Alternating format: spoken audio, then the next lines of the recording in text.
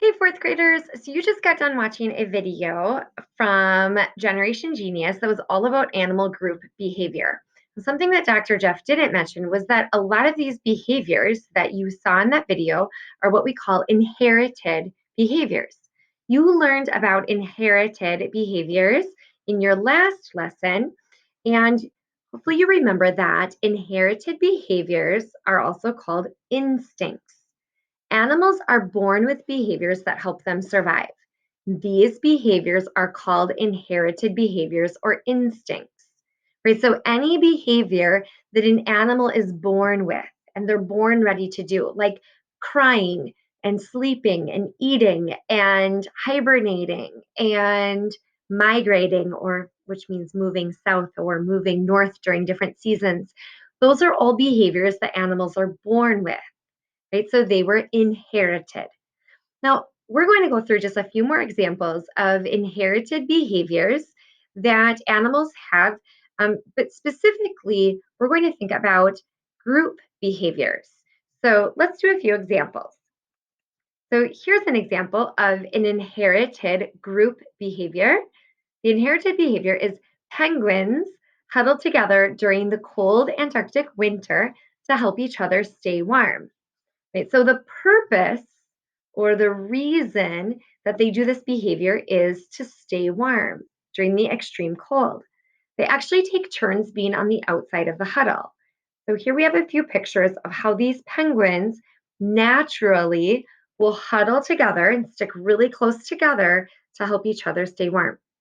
They do this behavior naturally. They didn't have to learn to do this. They do it naturally from the time that they're born. Let's do another example. Another example of an inherited behavior is how geese and many other birds will fly south during the winter to where it's warmer. And then during the summer, or actually in the springtime, they'll fly back up north again and they'll live up north again during the summertime when it's warmer out. Now, flying is an inherited behavior, and migrating, which is that moving back and forth, those are both inherited behaviors. Something I found out that's really cool is that the way that geese always fly in these groups in that V formation to make it easier to fly in the wind is actually a learned behavior. So young geese just fly all over the place. And they actually learn that V formation from the adult geese. So the V formation, right? V, that V formation is actually a learned behavior, but the migrating, flying in the group, those are inherited behaviors. All right, let's do one more. Another inherited behavior is how fish will swim in big groups called schools. Now, not all fish do this, but many fish will, and it helps them with a couple of things. It helps scare away predators, and it can actually also make swimming easier. Think about the drag that they talked about in the Generation Genius video with wind, same kind of a thing. It'll actually make it easier for the fish to swim. This was not something they learned. It's something they were born ready to do. So we say it's inherited. All right, so those were three more examples of inherited group behaviors. And you watched plenty of examples about bees and ants and flamingos in the Generation Genius video.